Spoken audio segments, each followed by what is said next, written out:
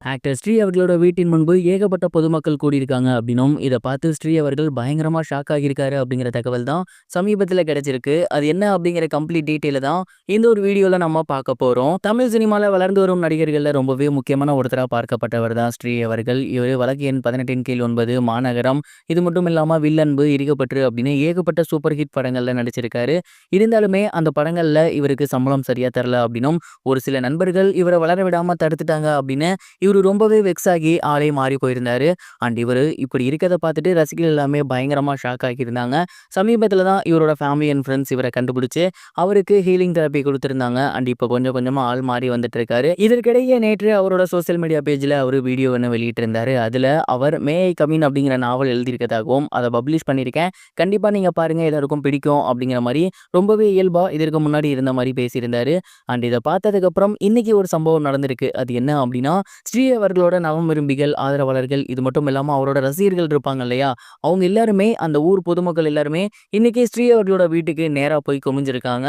And இந்த ஒரு விஷயத்த ஸ்ரீயும் சரி அவங்களோட ஃபேமிலி மெம்பர்ஸும் சரி கொஞ்சம் கூட எக்ஸ்பெக்ட் பண்ணவே கிடையாதாமா. வெளியில ஸ்ரீ ஸ்ரீ அப்படின்னு கோஷம் போட்டு நீங்க எப்படி இருக்கீங்க, இப்போ ஓகேவா அப்படின்னு ஏகப்பட்ட பேர் அங்க வந்து அவரை பார்த்து பேசியிருக்காங்க. அண்ட் அவருக்கு மாலை அணிவிக்கிறது, சால்வை போடுறது, அண்ட் நிறைய பேர் வந்து அவர் கூட போட்டோ எடுத்துக்கிறது அப்படின்னு தொடர்ந்து அந்த இடமே பார்த்தீங்கன்னா ஒரு குட்டி திருவிழா மாதிரி இருந்திருக்கு. இது மட்டும் இல்லாம நிறைய பேர் வந்து நான் உங்களோட மிகப்பெரிய ஃபேன், நீங்க சூப்பரா நடிப்பீங்க அப்படிங்கிற மாதிரிலாம் சொல்லியிருக்காங்க. அண்ட் நிறைய பேர் அவர் கூட போய் செல்ஃபிலாம் எடுத்துட்டு இருந்திருக்காங்க. இந்த மாதிரியான விஷயங்கள்லாம் ஸ்ரீயும் சரி அவங்களோட ஃபேமிலி மெம்பர்ஸும் சரி கொஞ்சம் கூட எக்ஸ்பெக்ட் பண்ணல. குறிப்பா ஸ்ரீ அவர்கள் ரொம்பவே எமோஷனல் ஆகி கண்ணீர் விட்டாராமா. அண்ட் அங்க இருந்த நிறைய பேர் நீங்க இதுக்கப்புறம் தொடர்ந்து நடிக்கணும், உங்களை மறுபடியும் நாங்க ஹீரோவா பார்க்கணும் அப்படிங்கிற மாதிரி சொல்லியிருக்காங்க. ஸ்ரீ அவர்கள் ஆனந்த வெள்ளத்துல மூழ்கியிருக்காரு அப்படின்னு தான் சொல்லணும். அண்ட் இதற்கப்புறம் ஸ்ரீ அவர்கள் குணமாகி மறுபடியும் தமிழ் சினிமாவுக்கு வருவாரு அப்படிங்கறத எதிர்பார்க்கலாம். நீங்க இந்த ஒரு விஷயத்தை பத்தி என்ன நினைக்கிறீங்க? மறக்காம கமெண்ட் பாக்ஸ்ல ஷேர் பண்ணுங்க. இது ஒரு புறம் இருக்க, ஆக்ட்ரஸ் மமிதா பாஜு அவர்கள் ரீசெண்டா ஒரு இன்டர்வியூல ஆக்டர் விஜய் அவர்களை பத்தி ஏகப்பட்ட விஷயங்கள் ஷேர் பண்ணியிருக்காங்க. குறிப்பா அவங்க என்ன சொல்லியிருந்தாங்க அப்படின்னா, ஜனநாயகன் படத்தோட படப்பிடிப்பப்ப விஜய் சாரை பார்த்தது எனக்கு மிகப்பெரிய ஒரு மகிழ்ச்சி. அவர் கூட ஒர்க் பண்ணியிருக்கேன், அதுவும் கடைசி படம் அப்படிங்கும் போது ரொம்பவே சந்தோஷமாவும் இருக்கு, அதே நேரம் வருத்தமாவும் இருக்கு. விஜய் சார் ரொம்ப ரொம்ப டேலண்டான ஒரு ஆக்டர். அவர்கிட்ட இருந்து நிறைய விஷயங்களை கத்துக்கலாம். நான் அவ்வளோ விஷயங்களை கத்துருக்கேன்.